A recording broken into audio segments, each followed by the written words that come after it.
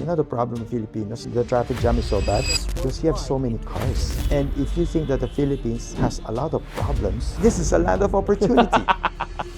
Kung yung 500 pesos mo sa loob ng bulsa mo, hindi mo madoble. Kahit bigyan ka ng 1 million, hindi mo rin kayang doble yan.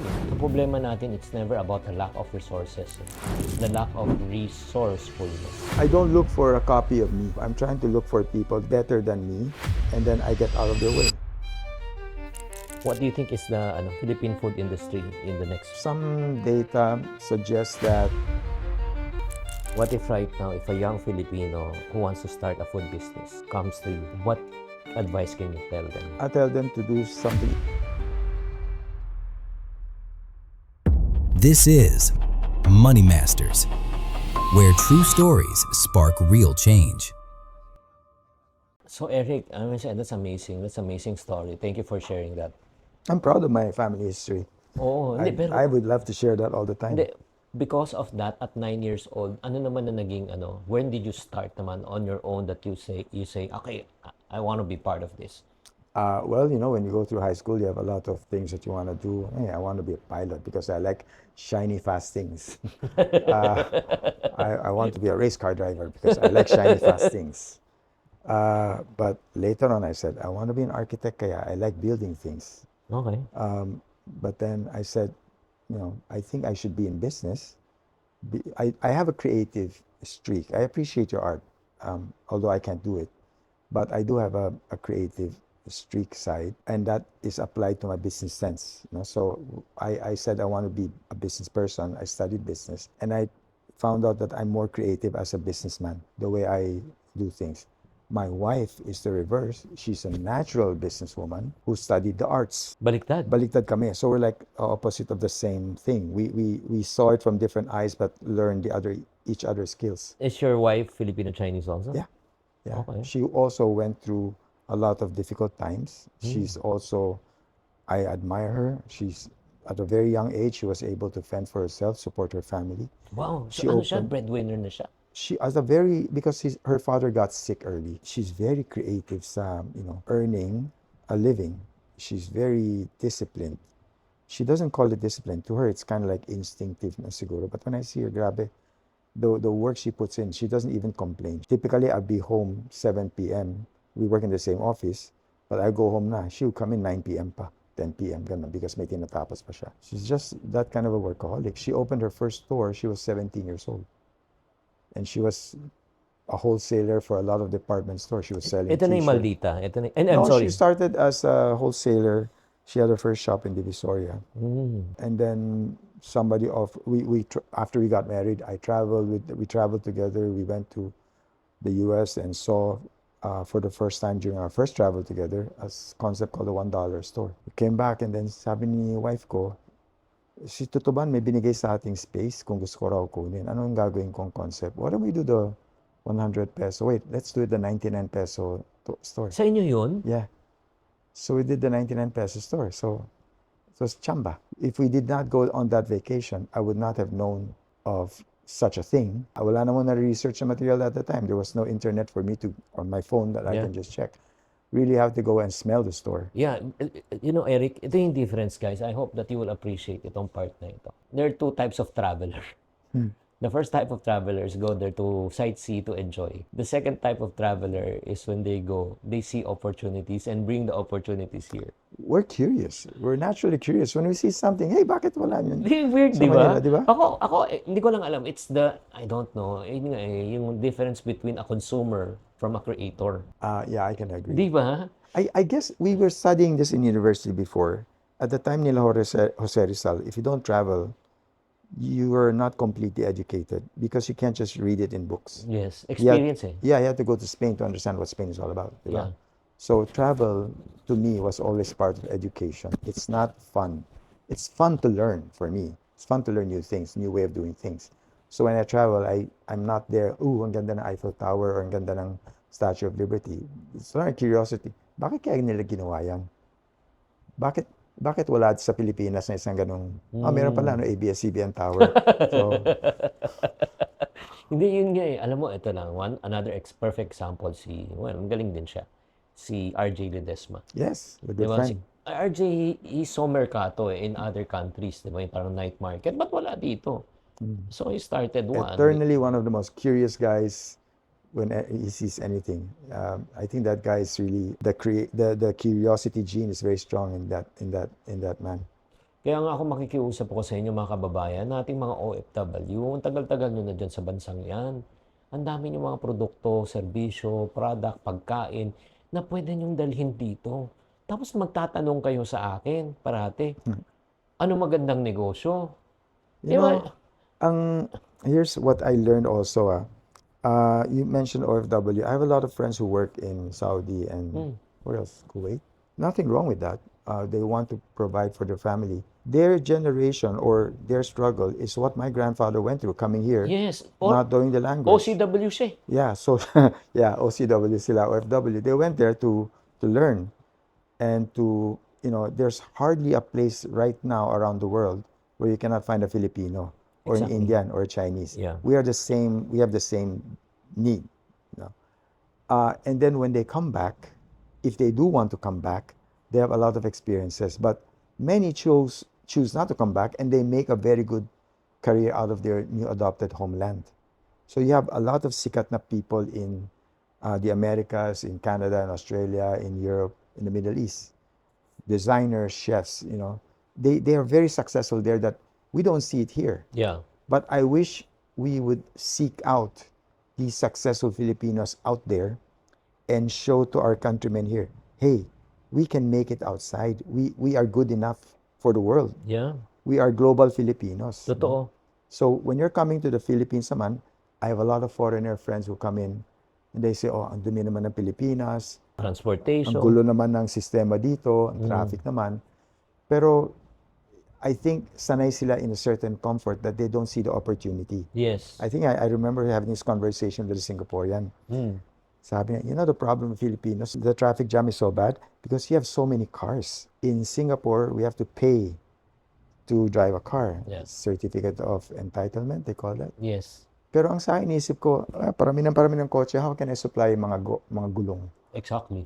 Sa dami ng kotse, you need more tires. Yes. You need more batteries. So the problem how another citizen in another country sees a problem, here we see the opportunity. And if you think that the Philippines has a lot of problems, this is a land of opportunity. I don't see it as a land of problem. Totoo yung grabe. Ito lang always remember, in the middle of problems lies opportunities. I don't know if you can still remember 1992. 1992. I was, Oh, ano ka ba? Crisis. I just got married. Cory transferred to Ramos. Anong Well, crisis natin? 1992, I was raising my oldest son. So my world was my baby. Oo. Yeah. Pero alam mo, that was the time of power crisis. Yeah. Brownouts. Brownouts. Yeah. I mean, paano ka mag-ooperate ng factory 8 to 12 hours umaga, walang Yeah. kuryente?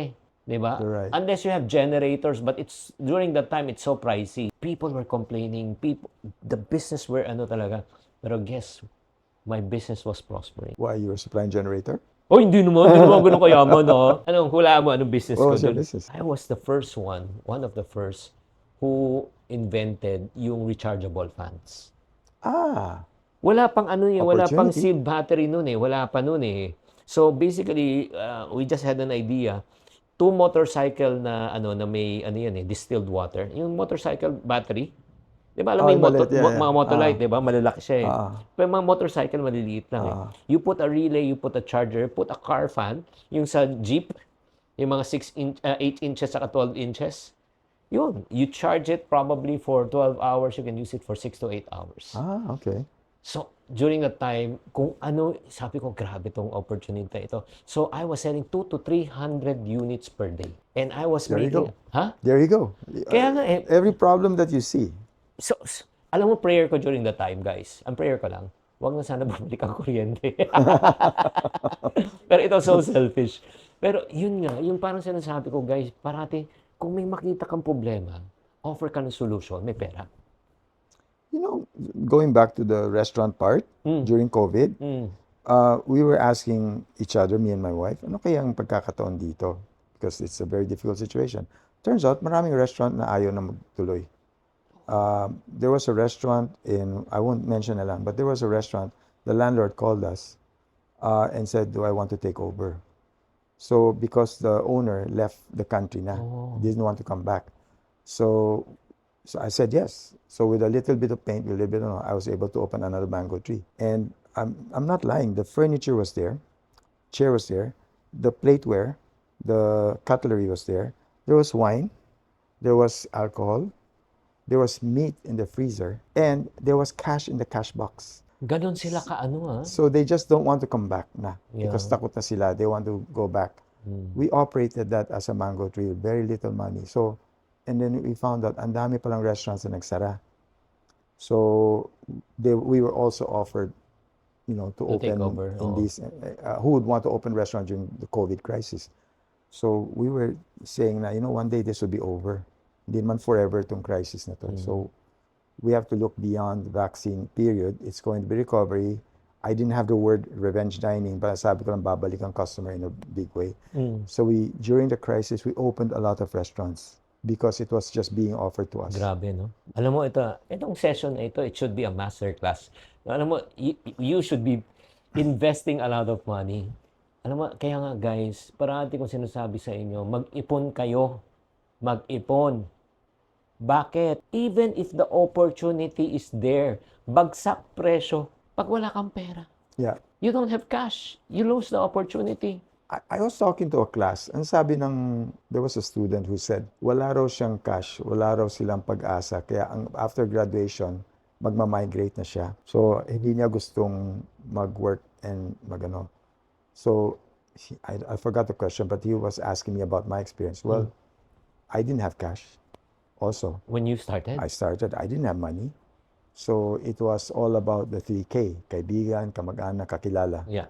So, you approach your kamag-anak, can you support us muna? We're gonna start a new business. Ganun. So, the first few businesses, even though they know it will fail, likely fail, they still support. Or you find partners who have money, who can invest, who believe in you. All I had with my wife at the time was that hindi kami siraulong tao. Hindi kami maluho na tao. Hindi kami, even today, hindi naman kami magastos in anything. No? We were very simple people. So, buti naman may mga nagtiwala sa amin and supported. And actually, if you don't have money, you have something actually more valuable. Your reputation, Exactly. your name, your character. Yeah. If that is uncompromised, marami magtitiwala sa'yo. And yung character, they know na masipag ka, you're hardworking, maraming napapahanga sa'yo na, wow, gusto kong maging tulad yan. Gusto kong, may kailangan kang pera, magsosyo tayo, gawa tayo ng negosyo. Guys, ito lang sabihin ko po sa inyo. Alam mo, this is really, really true. Na ang problema natin, it's never about the lack of resources. Honestly. Huh? Really? Ano naman kayo?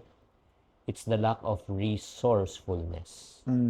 Di ba? Maging resourceful ka lang. At saka ito lang, please, I hope if you're watching this right now, never ever tell yourself, hindi ka makapag-umpisa ng negosyo dahil wala kang pera. Yeah. Bakit? O sige, wala kang pera. Bigyan ka ngayon ng 1 million. Binigyan po na ng 1 million. Does it mean to say na gumaling ka na, natuto ka na, expert ka na? Kung, ito lang walang galang lang, not to offend you. Kung yung 500 pesos mo sa loob ng bulsa mo, hindi mo madoble, kahit bigyan ka ng 1 million, hindi mo rin kahit doble yan eh. Oh, the sad part, some people who earn money fast, they think, tubo na yan. Anong gagawin nila? Bibili ng ginto. Bibili ng magandang kotse. Bibili ng susugal. So, that's the sad part. Pinaghirapan na nila, they forgot the hard part. They think this is forever. Yeah. Success is temporary. It And can one go last, away anytime. ito grabe to. Amazing yung story mo. And it really happened again ha. Ito naman, it happened in, I think, 1989. Cool. Coup d'etat. Cool. Yeah. Grabe yun. Ito nangyari. True story. Tangke. Pumasok na ng DASMA. Yung wall, perimeter fence, talagang may tangke na, gulo-gulo na. So yung mga may pera, anong ginawa? Diba? Outside the country. Pero, grabe. Binenta yung mga bahay sa mga Forbes, mga ganon. Bagsak price. May isa. Oh, yeah. Alam mo yung I story wish I niyo? had money then. Ha? I wish I had money then. Grabe, may isa na namang singkit na Chinese. Pinagbibili lahat. He was able to acquire 10 properties. Wow, galing. Jackpot. Sobra. What was that phrase I watched in a movie? It's an old Italian saying, when there's blood in the streets, buy land. Yeah. Di ba? When the harder it gets, it's an opportunity to buy land. I'm not saying you go to Ukraine and buy land right now habang may Oh. gera, pero probably there's an opportunity there somewhere. So, Eric, I'm really so overwhelmed with all the information you've been sharing. Can you share with us some of your daily habits? We, when you have kids, diba? Yeah. Your parents. I learned something as a parent. I learned it from father. I just read it somewhere. Sabi niya, apologies, I don't remember the one who said this. Sabi niya, when you're a parent of a child, you are a teacher. Say up to 9, 10 years old. After 10, teenage years niya, you're a coach. Kasi tinuro mo na yung dapat niya matutunan. Coach ka na lang, ginaguide mo.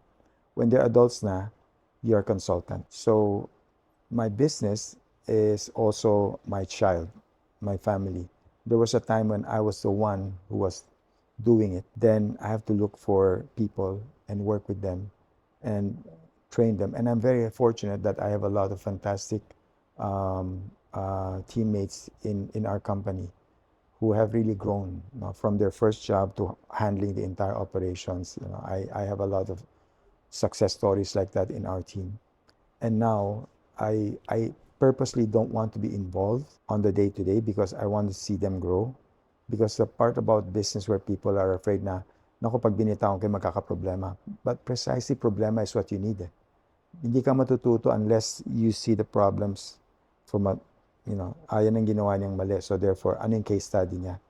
The wealth of errors and mistakes that we have just means that we have a lot of case studies to learn from. So the faster we learn means that initially we make a lot more of the mistakes. Wow. So looking back, how does resilience really help you to become a great entrepreneur? I'm not a great entrepreneur, but I'm just a survivor. I'm surviving now. I don't know if I'll survive, but whatever problem comes in the future, I will still need to find a way to survive. Yeah. I think you have to develop a sense of, if you live in the jungle long enough, you learn to survive in the jungle. You live in a desert long enough, you learn how to survive in the desert. It's the same thing for business. After a while, not everything will work out according to plan, but you have the skill set. Yeah. You have the experience to draw from. You have people you work with. You have teammates, and each one is stronger, better, faster now. So you work with each other. Yeah. Alone, I will not be able to do this. No, I'm lucky that my wife is such a great partner in business. I'm happy my children are involved in helping, and they're very smart and intelligent, and I learn a lot from them every day. And our employees, department heads, and our landlords who are very supportive, and family who are very supportive. I'm very fortunate to have that, but it didn't happen overnight. Grabe, alam mo, as I'm speaking to Eric right now, the more I get really to understand your secret, to where you are right now. I would say probably no one has said this, but this is not to flatter you, hindi naman para ano. You're a very humble person. I think if ever you start to think you're smart, that's the wrong thing to do. I always have to remember I'm not the smartest guy in the room. So I always have to remember to keep asking questions. Yeah. I will never go into a room and tell you, shut up, listen to me. That's not part of our culture. We ask questions. There's a say, I just shared this actually. I watched something on TV. It was, I think, I don't want to say the name, baka may rights, whatever. But there was this character, and she's a gay character. And sabi niya, it's okay to be confused. I would rather be confused than sure, because if I'm confused, I ask questions. Okay. That had a profound influence on me, because I always felt na pagka confused ako, that's a bad thing. But teka muna, she's right. Because when I'm confused, the more na nagtatanong ako, the more I call my friends, the more I research, the more I read up, ano kayang pwede kong gawin about this problem. Yeah. But if I were to go into a situation, sigurado kong kaya ko yan. Oh man, walang mangyayari sa akin. So I keep asking my wife, I ask everyone who would allow me to ask a question. So guys, it takes a lot of humility. Honestly, that's number one. And it takes a lot of security. Security na hindi kayo mahuhusgahan. Tayong mga Pinoy, Grabe, di ba? Pagkatapos ng meeting, di ba? Kunyari, mankob ka. Any questions? Wala. Wala, sir. Yeah, Pero paglabas, ano daw? Ano daw? happens all the time. Di ba parang ang point ko lang, why don't you be honest enough to just raise your hands? Like, can I clarify this? Yep. And then number two, I see right now why you are successful. It's not because of you. Because you have successful people. Right. Parating I won't say I'm sinasabi, successful, but I'm lucky to have very complementary team members who help us through the hard times. So the toughest times, they were still there. And the better it is, pagka may nahirapan sila, nahirapan ako, tapos nalalagpasan namin, wow. I'm also a builder. I build restaurants. And I was given a task to build a big restaurant by, I don't think I can say the name, but it was a 2,500 square meter restaurant. The seating only capacity requirement, lang. Ilang seating capacity? malaki. It's not mine. I'm just a Yeah. builder, the fit out contractor. I was told the project is yours if you can build it in 90 days. That's medyo So, challenging yun, ha? yeah, but see, I wasn't very smart. I said yes. And then went home, okay, how do we do this? Then, lahat kami, nag-usap kami. It's actually possible. Strongly probable that we're going to do it in 75 days. True enough, we did it in 90 days. No, so, after you go through a challenge and you think you cannot, but actually your team was the one who said, kaya natin yan, sir. Yeah. And then ginawa mo na. Everybody has that confidence. Next project, 90 days. No matter how hard, kaya natin yan in 90 days. Wow. So it's the challenge that you help each other overcome. You won't know you can swim how many laps until you actually swim the laps, di ba? Yeah. So you have to keep pushing until you can do the laps.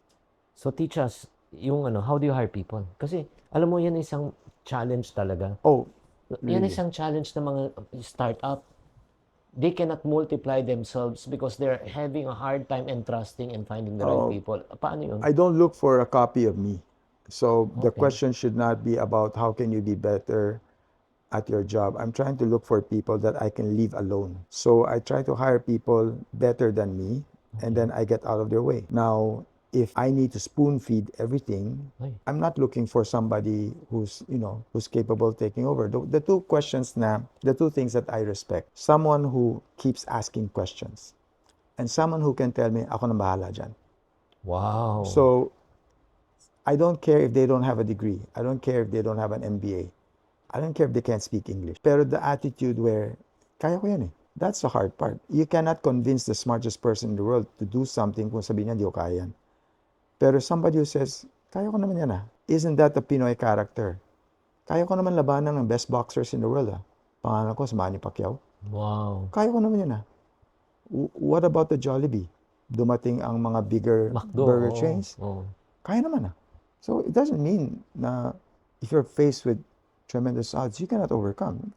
Kaya naman natin yun. So if a person comes to me and say, kaya mo bang gawin to? Sir, kakayahin ko yan. Hindi. Gusto ko nalaman. Kaya mo ba? Akong bahala. Kaya ko yan. What if right now, if a young Filipino, yung parang who wants to start a food business, comes to you, what advice can you tell them? I try to tell them to do something easier. This is not something for the faint of heart right now. Lalo na the restaurant industry in the Philippines. You have a lot of big brands coming in, and they will keep continuing coming in, and then rent keeps going higher. The challenges are very, very real and very different. So last year was different from the year before. It will be different 2 years from now. Unless you're really ready to put in the hard work and suffer the bruises, the black eyes, and all that. A lot of people, kasi they think just because I can cook or that I'm a chef, I can run a successful restaurant. I try to stay away from them. I don't see them trying to learn anything new. They're just trying to impress people that they're really that good. Truth be said, I cannot cook. So if I can run restaurants, I cannot cook, but I believe in my chefs. I believe in my kitchen team. They are able to produce a lot of great things in our kitchen. Okay, so what do you think is the Philippine food industry in the next? It's growing. Some data suggests that from 2024 to 2029, our industry would have doubled in capacity. So far every year it's tracking that rate. So by 2029, the restaurant industry by volume would probably be double of 2024. But it's not a good thing if you don't improve. Kasi ito yung nakakapansin din mga Singaporeans, mga Japanese, Koreans. They're having difficulty in their home market. They want to expand to the Philippines. So ang kalaban mo is not the sushi place next door. It's the sushi place from another country. So you have to be, aware na you have to face that.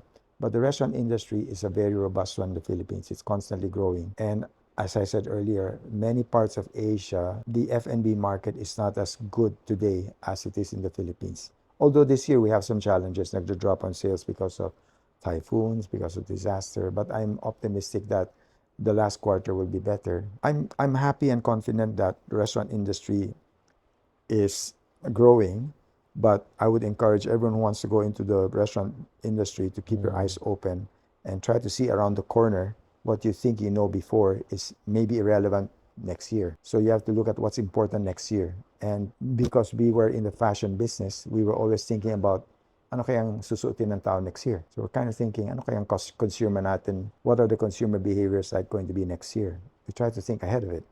Are they going to still order the same things today, going to the same restaurant? Pre-COVID and now, the customer is different. It's a different generation.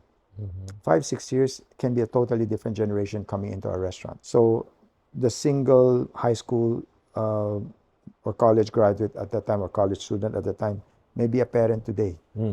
So iba yung mundo niya. So you're talking to the same person, you think that person has the same habit. 5 years from now, they're different. Yeah. Last question. One of the greatest challenges of an entrepreneur, of a business person, yun nga, having employees. But yun nga, it's a proven fact na majority of the people don't know how to manage their finances. Nagiging problema niyo rin ba yan? Oh yeah. The discipline is you must always live within your means. Live simple life lang. Huwag yung maluho. We're not the kind of people who travel for pleasure. When we travel, we go for work. Or if it is a vacation, maybe sometimes we can sneak in some work. Ano kayang pwede nating subukan na? Para makabawi. I don't go to, funny thing, I don't go to the fancy restaurants. I don't go to 5-star restaurant na may ganitong rating na nakita ko. But I go to the, yung mga karinderya, yung mga Italy, hawker. And then we just went to some place in Thailand. Wow! Sarap naman ng yung river prawn na napakalaki. Yun ang hinahanap namin, yung mga fun places where we can learn something. So, natutunan kami ngayon, pwede tayong mag-develop on certain things along the line. So exactly, di ba? You see something, there's Yeah, opportunity. nakaka-inspire. Yeah. But kung nakita ko ng yung ayaw man lang makipag-usap sa amin yung chef o waiter na mayabang na para nakaistorbo kami sa kanila, hindi kami comfortable din sa ganun. Kaya, like I said, we are consumers in the restaurant as well, but we're different consumers and we consume restaurants differently for whatever different reasons. You'll order different things than I would on a Saturday, on a Monday.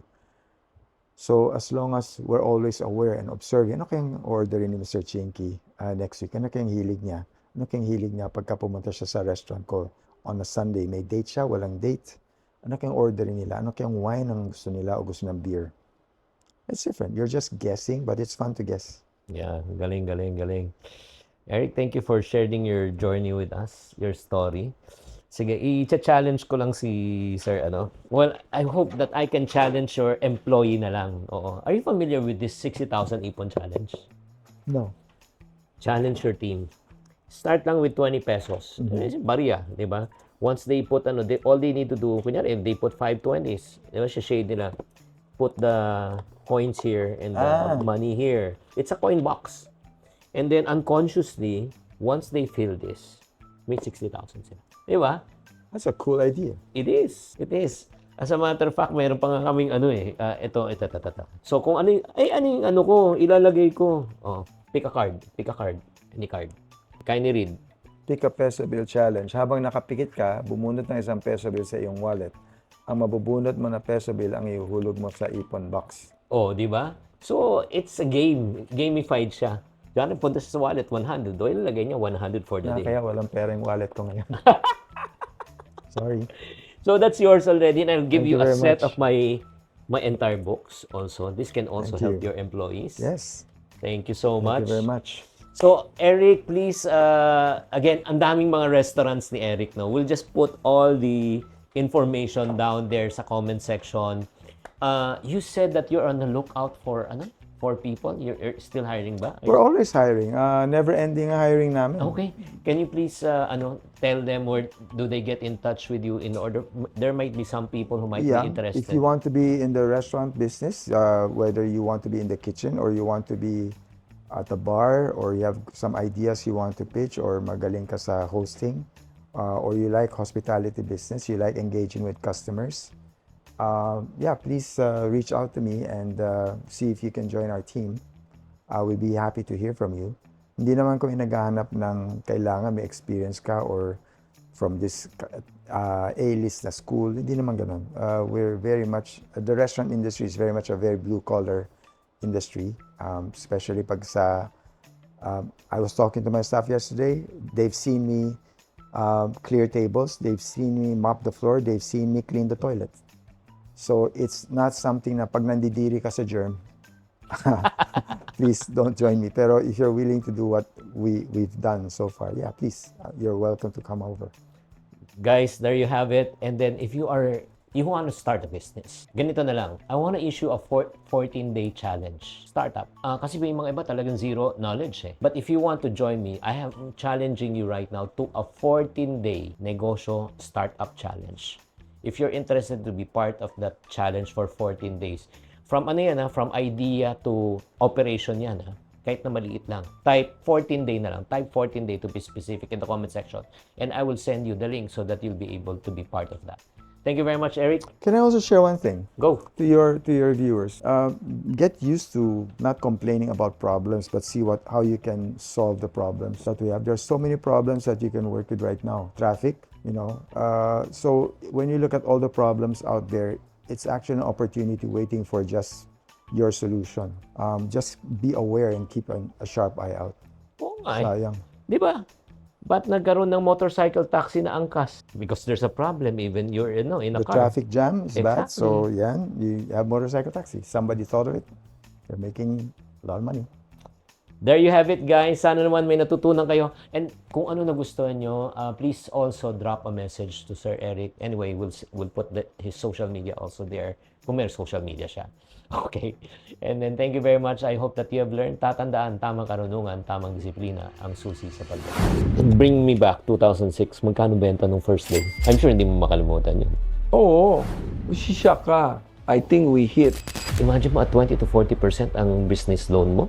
No, but I'll tell you, Ano? did not have to borrow money. Siyempre, as entrepreneurs, ang plano nila na become their own boss, own their own time. Pero ang nangyayari, wala ka ng oras, wala ka pang pera.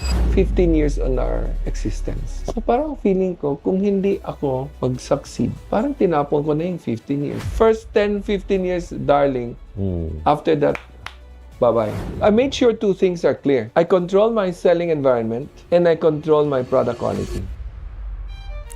Just give us an idea. Sa food, especially sa bread, ano yung ideal profit margin? Right now, So, ano yung challenge mo with Henry C. at saka yung when you open the second branch already? so, first of all, Chinky Tan, with over 6 million Facebook followers, 2.8 million YouTube subscribers, and 2.4 million TikTok fans, is now all out to share with you the most practical, simplest path to lasting wealth.